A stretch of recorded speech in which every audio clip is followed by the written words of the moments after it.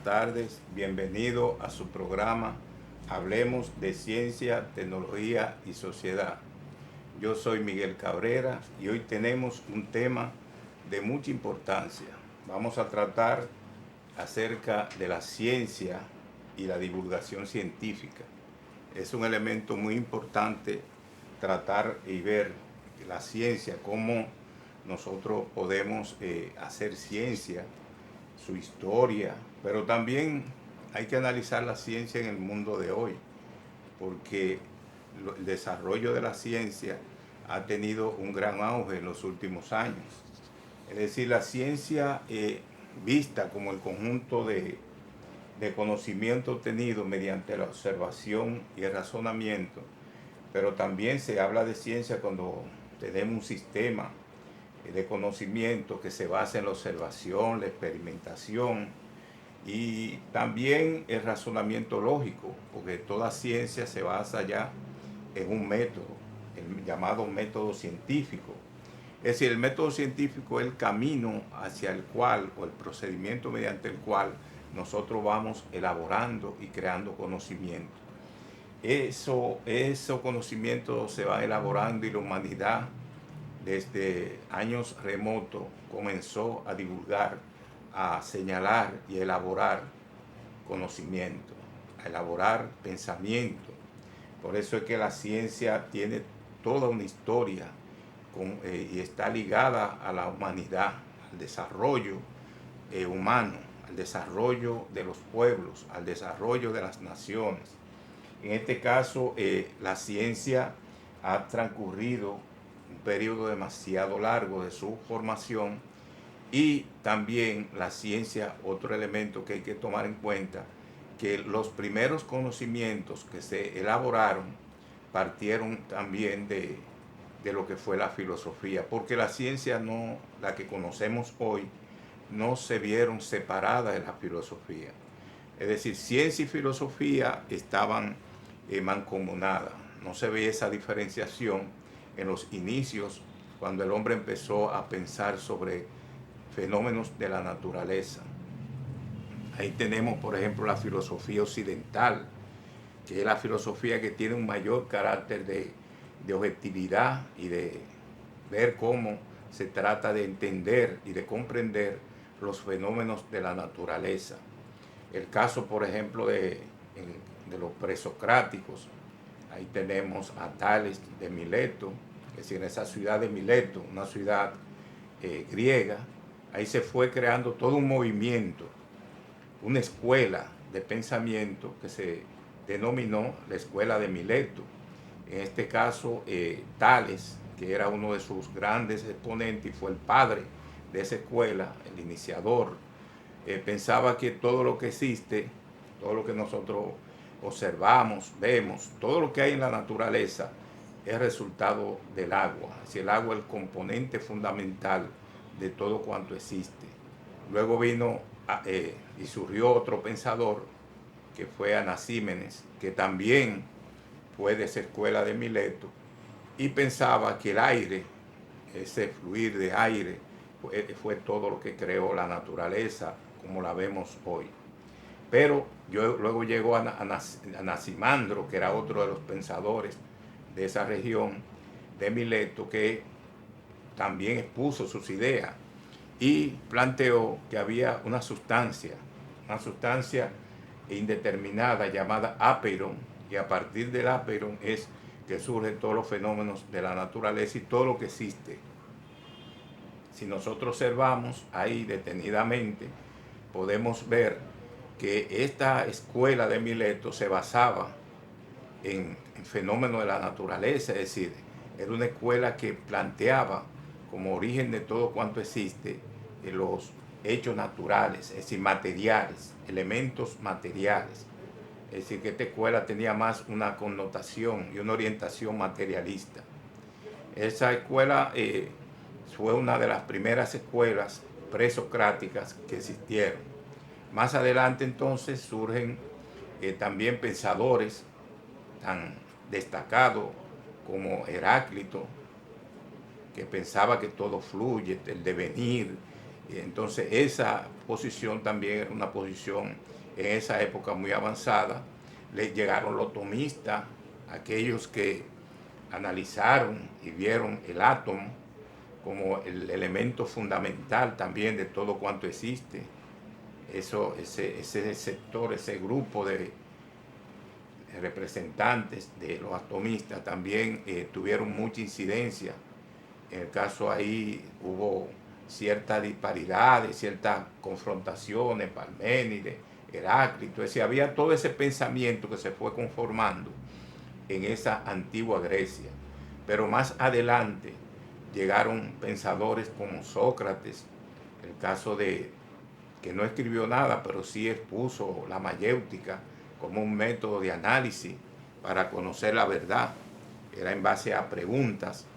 El caso de también, además de Platón, Platón fue uno de los grandes pensadores de esa época griega, y pensadores también que fue uno de los más grandes pensadores y que dominó prácticamente todos los conocimientos de su época, fue Aristóteles. Aristóteles fue el gran creador incluso de conocimientos como la lógica, que fue uno de los grandes pensadores griegos que aportaron con su conocimiento al desarrollo de ciertas ciencias como la biología, la filosofía, la lógica.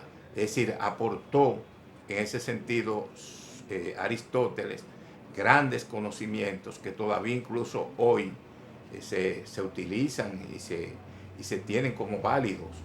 En el caso ya de ese desarrollo que se fue dando del conocimiento, llegó un momento en que aparecieron, porque ese momento en el cual existió esa filosofía antigua, esa filosofía griega de esa época, fue en un momento en que la esclavitud era el sistema político, económico y social que dominaba.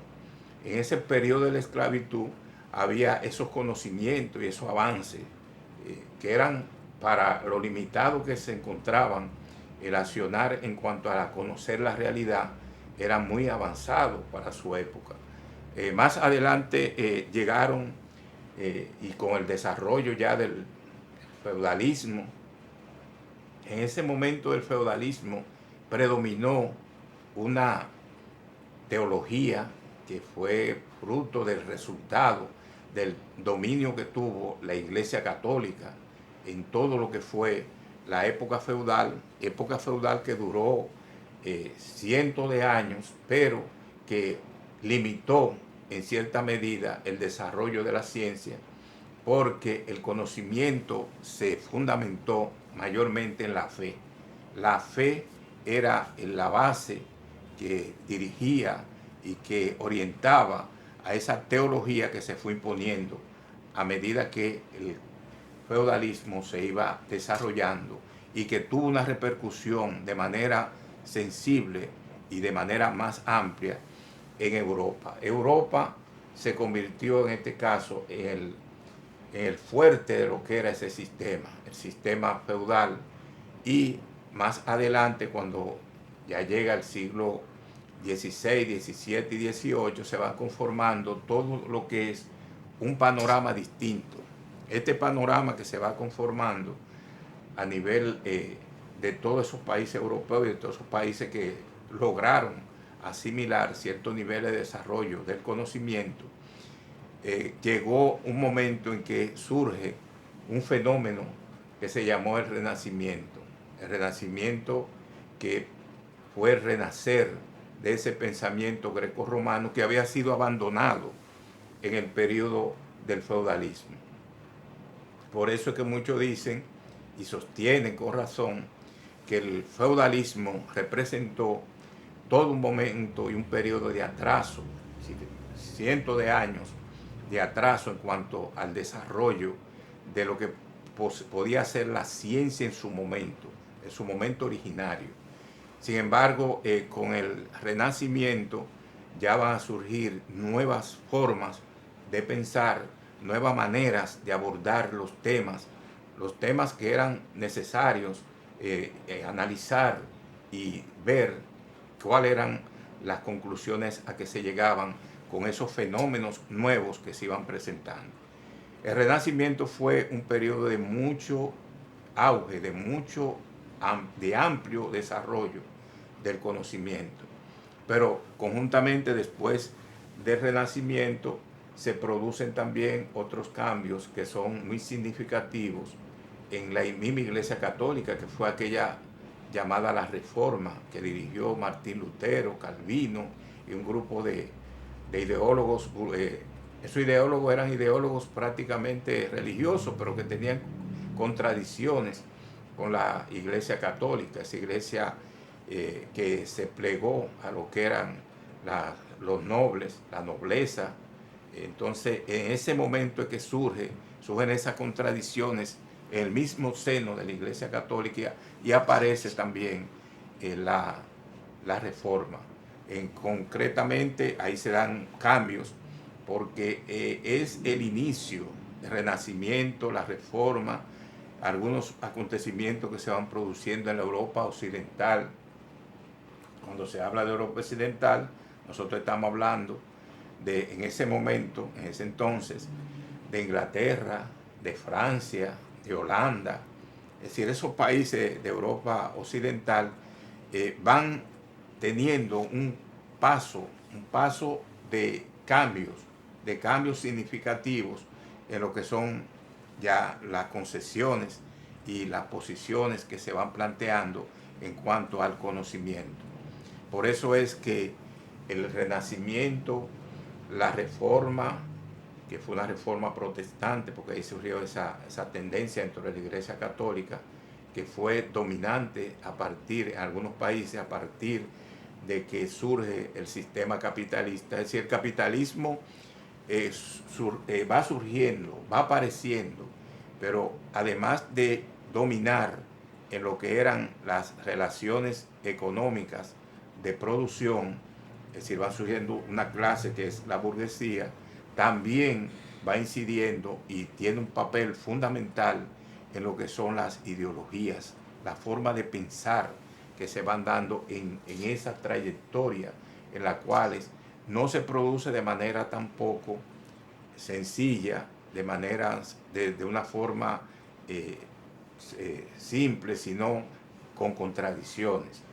Es una lucha de contrarios que se da, un enfrentamiento entre esa burguesía naciente y lo que eran esos sectores feudales que eran los dominantes en ese momento.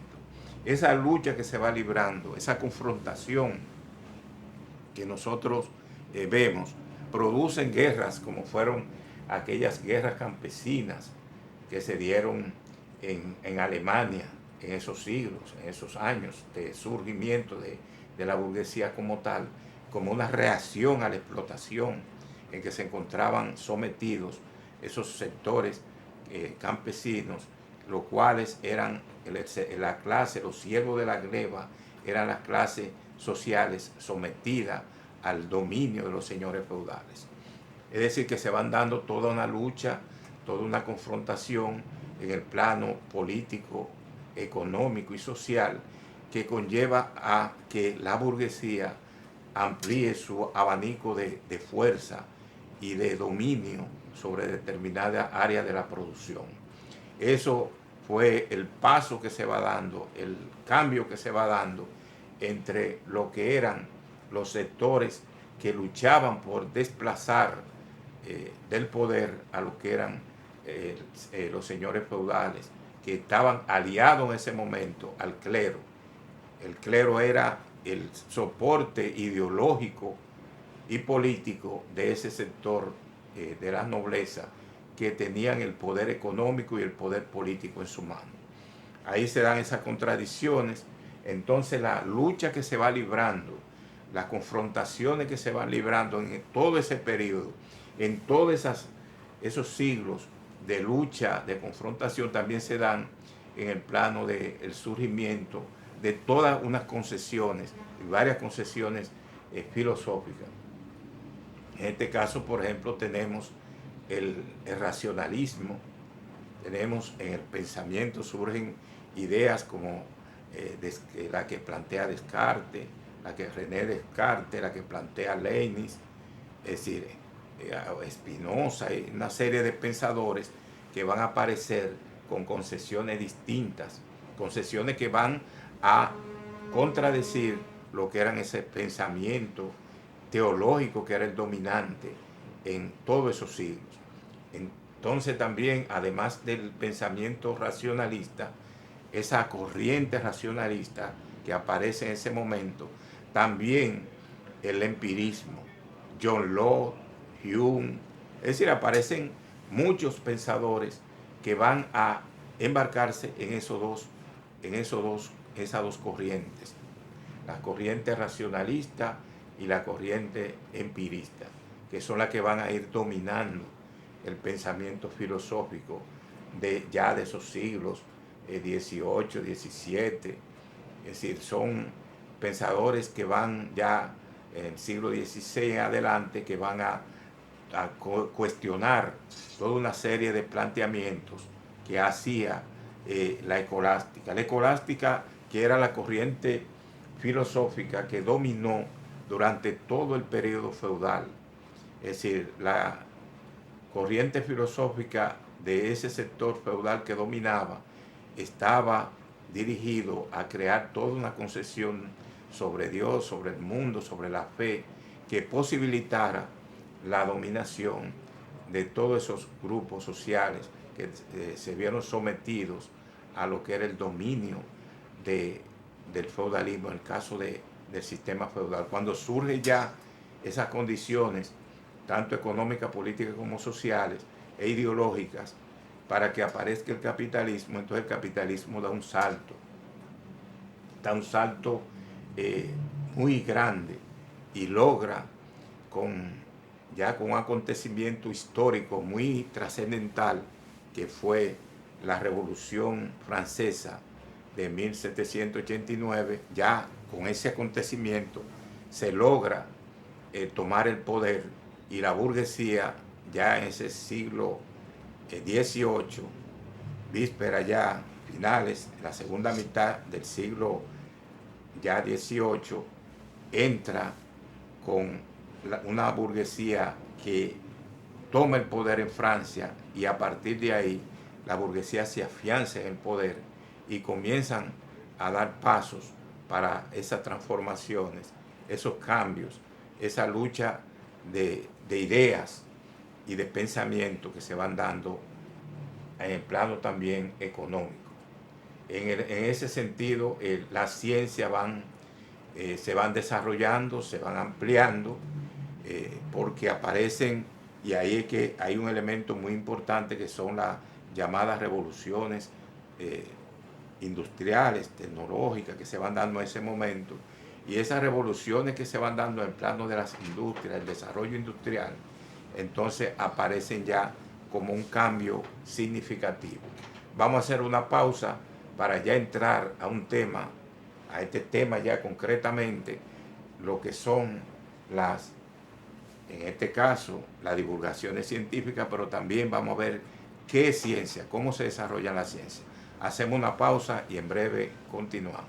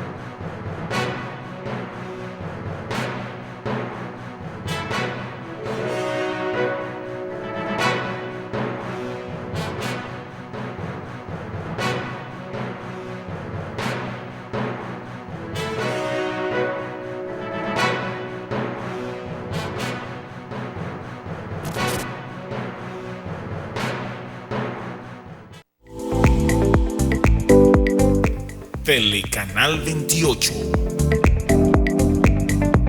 Desde Santo Domingo Este para todo el mundo. Con más de 20 años llevando noticias, informaciones, entretenimientos y educación a toda su teleaudiencia. Telecanal 28. Una televisión a tu medida.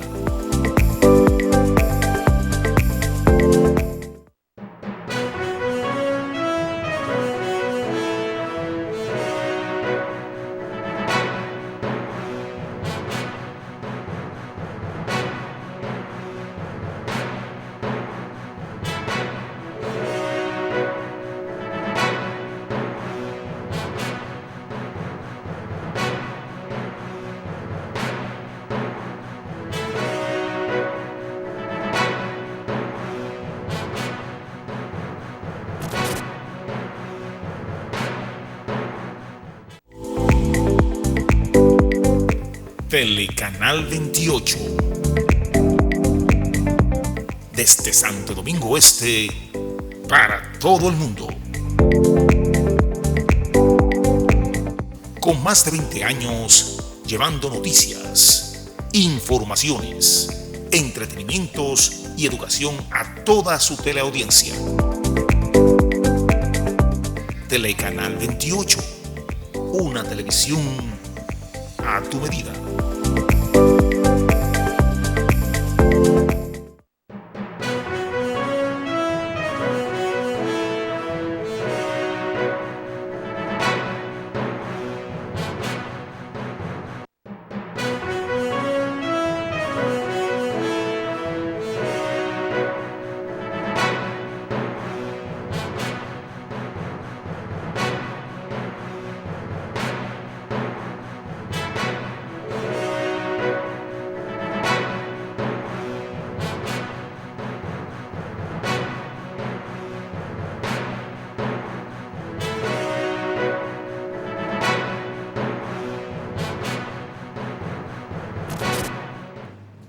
Bueno, después de ese recuento breve de la historia de la ciencia, aquí tenemos un invitado que es el doctor Bartolo García Molina, que lo estábamos esperando porque el doctor García Molina tiene mucho que aportar sobre este tema de la ciencia. Lo que estábamos haciendo era una panorámica sobre la ciencia. El doctor Bartolo García Molina es docente de la UAS por más de 30 años, varias décadas dando clases en la UAS. También licenciado en letras, licenciado en lenguas modernas, tiene maestría en educación superior, pero además tiene un doctorado en filosofía del lenguaje en la Universidad Complutense de Madrid y es un investigador y escritor del país que merece todo respeto en cuanto a su análisis, porque ha hecho toda una obra que no la vamos a decir ahora porque es amplia, una labor de escritor sobre la lengua, sobre lingüística, sobre este libro que es muy importante, el discurso científico, teoría y aplicación. El doctor Molina, le damos la bienvenida. ¿Cómo usted está, doctor Molina? Muy bien, Miguel, muy bien, gracias. Un placer estar aquí contigo.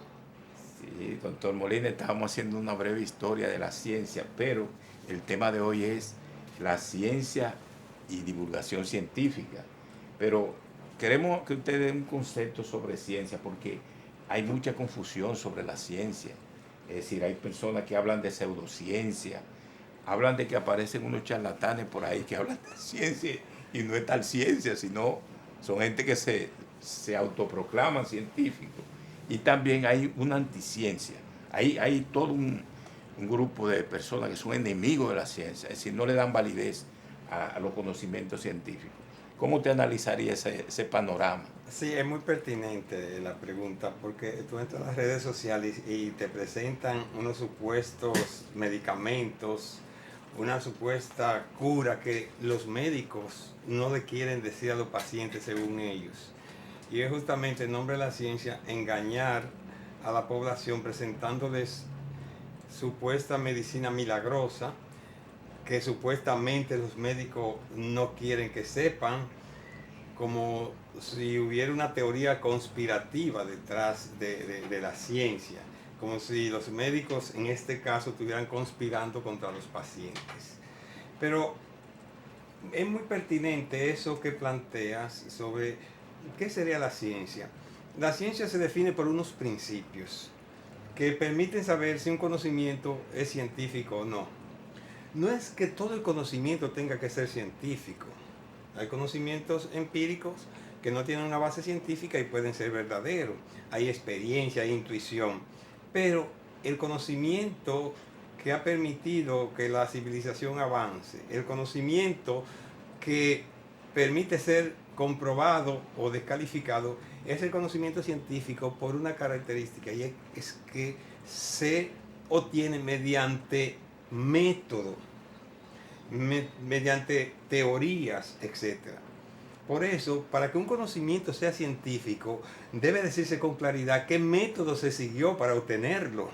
Para si tú quieres replicarlo, si tú quieres verificarlo o si quieres refutarlo, pues aplica el método. Ningún conocimiento que a uno le plantee que es verdadero o que ha sido probado, si no te plantea el método, no es científico. Y luego viene qué teoría, sobre qué explicaciones ya comprobadas se están haciendo las afirmaciones. Por eso son, digamos, para mí los dos principios fundamentales de la ciencia. El que haya un método. De hecho, Karl Popper, un filósofo de la ciencia, dice que sin método científico no hay ciencia, no hay conocimiento científico. Entonces, alguien puede acertar, incluso con un procedimiento hasta supersticioso. Alguien te puede decir que a ti te va a ir bien y puede pegar. Pero eso no quiere decir que era porque tenías razón, sino que la casualidad existe. Que en ciencia las casualidades se llaman serendipia, pero eso es muy distinta las casualidades. Por ejemplo, el Viagra se descubrió por casualidad. No lo hicieron para suplir deficiencias viriles, no, sino que por accidente descubrieron que servía para eso porque aumentaba el torrente sanguíneo. Pero no lo descubre cualquiera, lo tienen que descubrir los científicos, porque sin una mente buscando un conocimiento científico, sin un método, no hay conocimiento científico por casualidad. Entonces, las llamadas serendipias, que son las, digamos, casualidades científicas, que son los descubrimientos por accidente, las hacen las mentes científicas. Si yo no sé de medicina, de biología nuclear, yo no voy a descubrir nada por accidente de biología nuclear.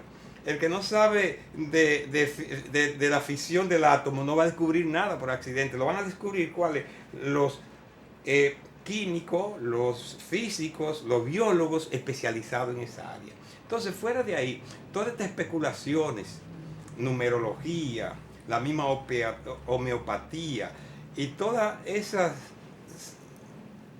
llamadas ciencias son pseudociencias porque no tienen un método para poderlo comprobar, no tienen una teoría para explicar eso, sino que simplemente pueden coincidir. Y a eso le llaman todas esas llamadas ciencias. Hasta la alquimia se considera una pseudociencia.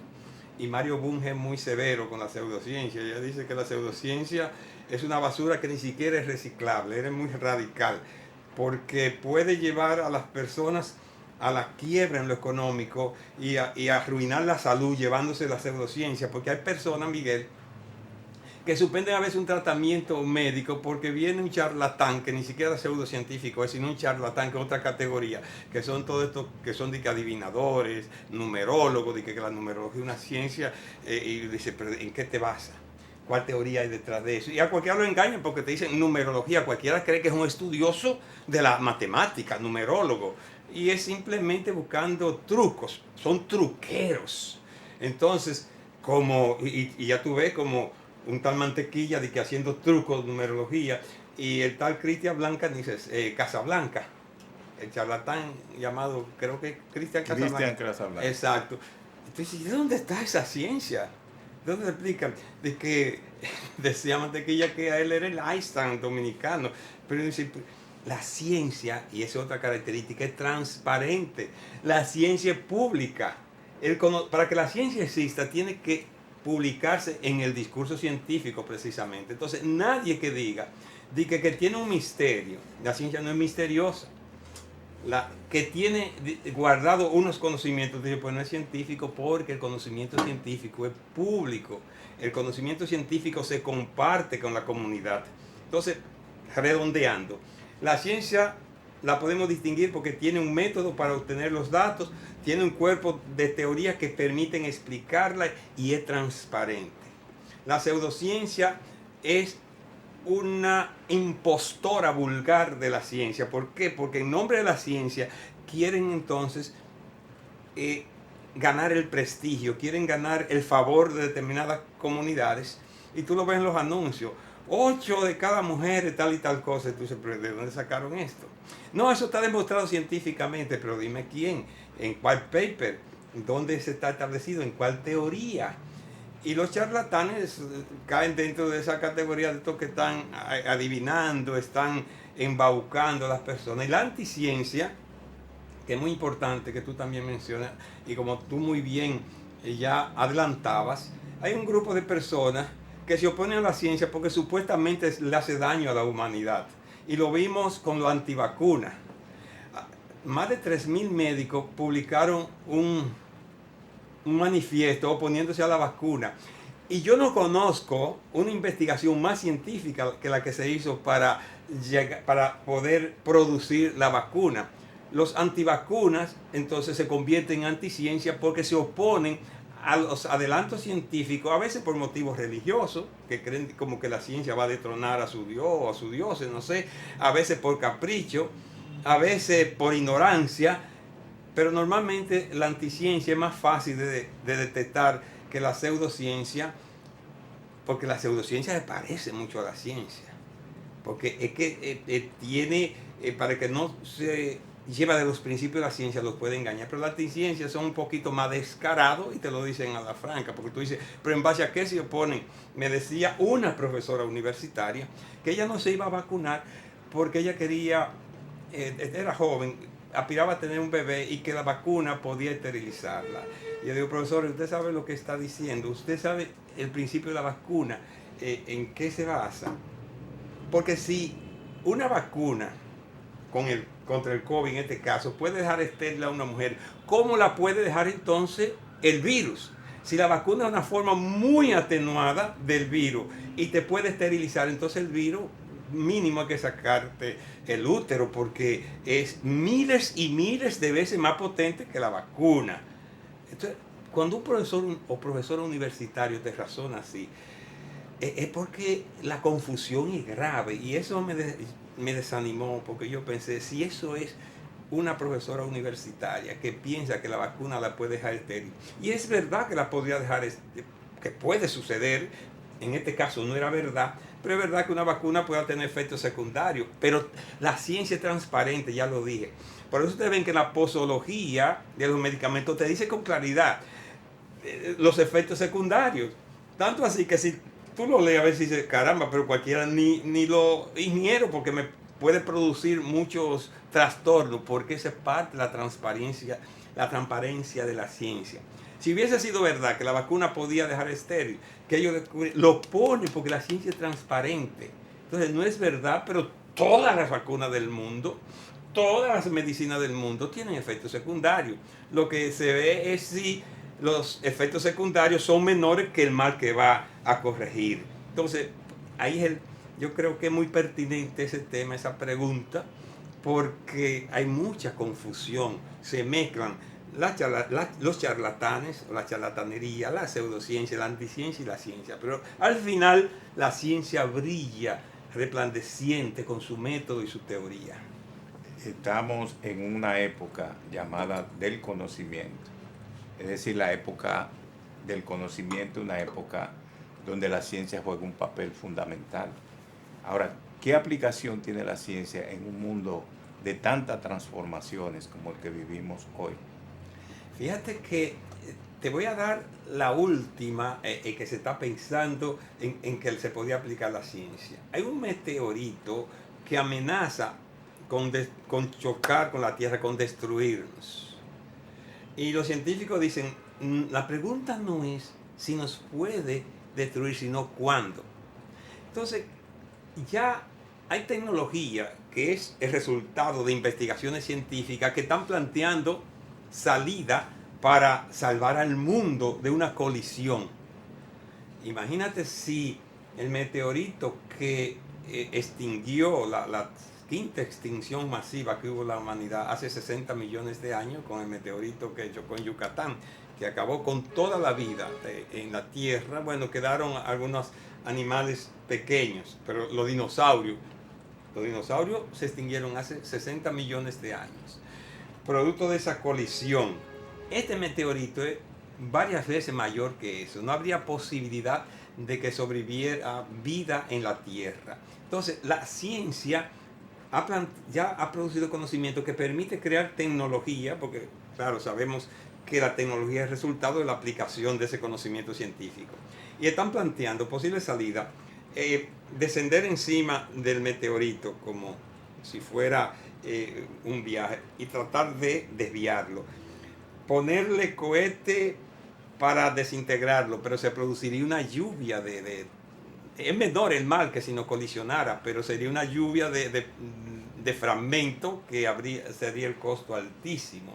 Se están planteando salidas de hacerle estallar en una parte que sea menos dañina, etc. Hasta ahora casi se tiene seguridad que se va a poder desviar si sigue el ciclo, su línea de colisión con la Tierra. Entonces, en sentido general, la ciencia la aplicamos para hacer más llevadera la vida en la Tierra, para poder vivir y hasta para sobrevivir. El conocimiento en sentido general, porque imagínate, el Homo sapiens no era la criatura mejor dotada, no tenía piernas. El Homo sapiens sapiens, nosotros en nuestra infancia, no teníamos piernas especiales para correr.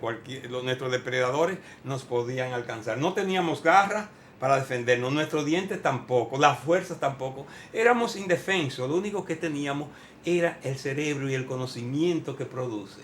Y eso nos permitió crear herramientas, crear estrategias para sobrevivir. O sea, que desde el conocimiento precientífico hasta hoy ha sido precisamente la tabla de salvación de la humanidad, ese conocimiento que se produce. Sin la ciencia, nosotros necesitaríamos otro planeta 3 veces más grande que este, solo para echar nuestro desperdicio. Y necesitaríamos 10 o 15 planetas para producir los alimentos, si lo hiciéramos sin la ciencia. Y necesitaríamos 8 o 10 planetas para poder hacer nuestras casas para vivir. Y necesitaríamos para llegar a Europa nadando en palitos, etcétera, si es que pudiéramos llegar meses y meses. Eso para que tengamos una idea de los beneficios que nos da la ciencia. La ciencia está poniendo a parir la tierra hasta en los desiertos.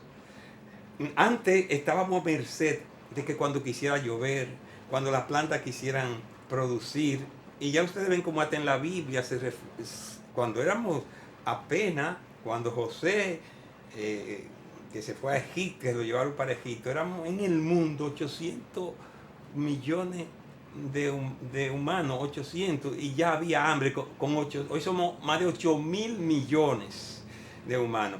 Y en Israel no llegaban a 500.000. Y tú ves que hasta Lot y Abraham se peleaban por la tierra, porque no podía producir. No, había que esperar, o sea, producía muy limitadamente. En China han sembrado en el desierto, no recuerdo qué producto, pero esta leguminosa en el desierto de Gobi, con la tecnología que produce la ciencia. Los israelitas son famosos por poner a producir el desierto. Todo eso es ciencia. Sin la ciencia, tú y yo no estaríamos aquí. Porque la expectativa de vida hace 100 años era 35 años. Ustedes ven que los emperadores, los reyes, morían jóvenes. Carlos V murió creo que antes de los 30 años. Esa expectativa de vida hoy está llegando a los 80, pero eso era impensable.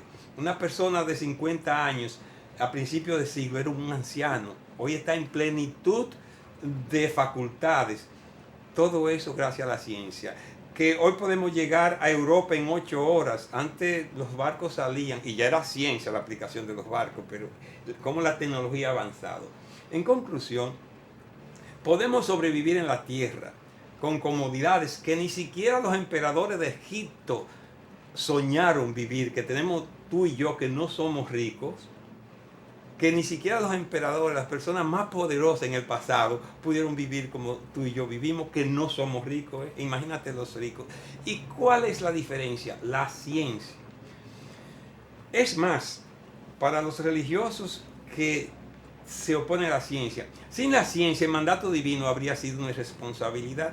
Decir, creced y multiplicaos, sin ponernos un cerebro que permita ese crecimiento, que permita que a pesar de que son 8.000 millones de almas en el mundo, pudiéramos alimentarnos, habría sido una irresponsabilidad.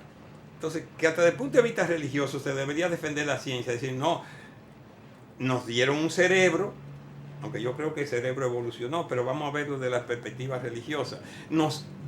La naturaleza nos dotó de un cerebro para que podamos crear ciencia y para que esa ciencia nos permita crecer y multiplicarnos. Por tanto, no hay por qué demonizar tanto a la ciencia, porque la ciencia no solamente salva a los humanos, la ciencia también salva a los dioses. Ahora hay un cuestionamiento. Es decir, nosotros somos partidarios de la ciencia porque vemos sus beneficios, pero hay otros sectores que dicen que no, que la ciencia incluso ha hecho mucho daño. Es decir, no hay beneficio. Es decir, muchos dicen son peores los daños que ha causado la ciencia a los beneficios, porque se amparan en un criterio, el criterio de las guerras, cómo se han tecnificado los conflictos, cómo desde un país, desde Irán, se lanza un cohete que llega a Israel, pasando por varios países, por Jordania, por Siria, pero también las bombas, esas bombas nucleares que se han creado. Una guerra termonuclear acabaría el mundo rápidamente, ahora en este siglo. Es decir, hay un cuestionamiento. Nosotros somos partidarios de que ha causado y la defendemos la ciencia porque los beneficios son mayores que los daños, pero hay otros que cuestionan, Bartolo. ¿Cómo veremos eso? Hay un autor, Steven Pinker, que además de lingüista y psicolingüista, les gusta estudiar, y él tiene un estudio y demuestra que en verdad nunca el mundo había sido más pacífico que ahora. Es que la percepción y la apariencia es una, como en las redes, la televisión, la radio, las redes sociales, cualquier hecho te lo magnifican, te lo tiran, pero digamos que los mongoles acabaron, Gengis Khan, con 16 millones de almas, cuando el mundo lo que había era 1.000 millones, cuando tú saques el porcentaje altísimo, esa guerra matándose con sable, etc. Caín mató a Abel, ¿con qué fue que lo mató? Con la quijada de un burro. Entonces el problema no está en las armas, el problema está en la mente de los humanos. Pero ¿en qué se basa Steven Pinker, que es más pacífico, con datos estadísticos? Pero hay una razón clara, y es la filosofía. Hoy hasta la guerra tienen reglamentación. ¿Tú crees que Rusia no tendrían los rusos deseo de borrar a Ucrania del mapa? Y tienen con qué hacerlo, pero hasta las reglas. Hay crímenes de guerra hoy, que eso ni soñarlo atrás. Y eso se lo debemos a la filosofía y a la ciencia, que si andan juntas. Es difícil de separar ciencia y filosofía. Es posible, pero sin ese avance del conocimiento científico, sin ese avance de la filosofía, aún sin arma atómica, cada quien agarraría todo lo que quiera del mundo para él, pero existe algo que se llama ética. Y la ética es una creación de la mente humana por las reflexiones filosóficas. Y esa es la gran diferencia entre un mundo sin conocimiento científico, un mundo sin principios filosóficos y un mundo con ética. Antes lo suplía medianamente la religión, medianamente, porque la religión ha existido siempre y siempre ha existido guerras despiadadas. Nada más que ver las películas, cómo se están despedazando con sable, con lo que sea. Si no estuvieran las bombas atómicas, los rusos meterían 20 millones de jóvenes con sable, vamos a decir que tenemos la época del sable, y los otros meterían 8 o 10 millones con sable y se despedazarían igual. Entonces, porque todo, se harían más daño sin una base ética que reglamente las guerras, se harían más daño hasta con cuchillo, que en esta sociedad armada, con armas capaces de destruir varias veces la tierra, harían mucho más daño. Sí, la ciencia es como una herramienta. Yo digo, ok, si tú tienes un colín, un machete, decimos los dominicanos, tú lo puedes coger para sembrar. Claro, lo puedes coger para defender la justicia, lo puedes coger para asesinar. Todo depende de hacia dónde se dirija. Pero es sin duda, nuestros ancestros producían mejor en la tierra cuando pudieron hacer un machete de metal que cuando tenían que coger un palito. Y la humanidad dio un salto en la producción con simplemente la invención del machete, después de la azada, de arar la tierra. Esa herramienta, pero vamos a coger el simbólico machete. Ese machete pudo haberse transformado después en sable, lo que sea, pero como machete ayudó a que los primeros asentamientos humanos pudieran permanecer y dejar de ser nómadas, porque ya podían poner a producir la tierra gracias a esa tecnología. Después la usaron mal. En síntesis, Miguel, el problema no es la ciencia, el problema es la mente humana, que cada vez, hay que decirlo, está más refinada. Cada vez nos horrorizamos más de los crímenes, de las crueldades. Antes, vamos a retroceder a la Edad Media, se podía quemar a una mujer y acusarla de bruja y todo el mundo se quedaba ahí viéndola arder. Es más, los cristianos quemaron a los cristianos, porque eso de la Inquisición, me cuesta decirle santa, ellos perseguían a los mismos cristianos, le decían herejes, pero normalmente los herejes eran los que estaban más apegados a la ortodoxia cristiana, eran los más apegados a sus principios, pero como no tenían la fuerza suficiente, porque los herejes, ¿quiénes han sido? Los que no tienen el poder suficiente para imponer su doctrina, y los quemaban, y no sentían nada quemando a sus propios compañeros. ¿Por qué? Porque la mente que tenían era una mente que le justificaba eso. Hoy podemos decir, gracias a la filosofía, gracias a la educación y gracias también, hay que decirlo, a la religión, una mente con un mayor apego ético. Bueno, doctor Molina, hay un compromiso de seguir este tema porque te ha tocado, hay aspectos que merecen todo un desarrollo, por ejemplo, en la filosofía y su relación con la ciencia. Ay, sí, me gusta. También como la misma ciencia y el desarrollo del estudio y los doctorados, la maestría aquí en el país, cómo se han ido avanzando para lograr que nosotros tengamos también cierto nivel de formación científica en el país. Y hay muchos científicos aquí. Sí. Lo que tenemos es que darle seguimiento y oportunidades. Bueno, creo que usted queda comprometido sí. al otro programa. Estoy a su orden. Para que podamos avanzar todo este tema y seguirlo desarrollando. Estoy a su orden, Miguel. Sí. Será entonces hasta el próximo programa de Hablemos de Ciencia, Tecnología y Sociedad con Miguel Cabrera.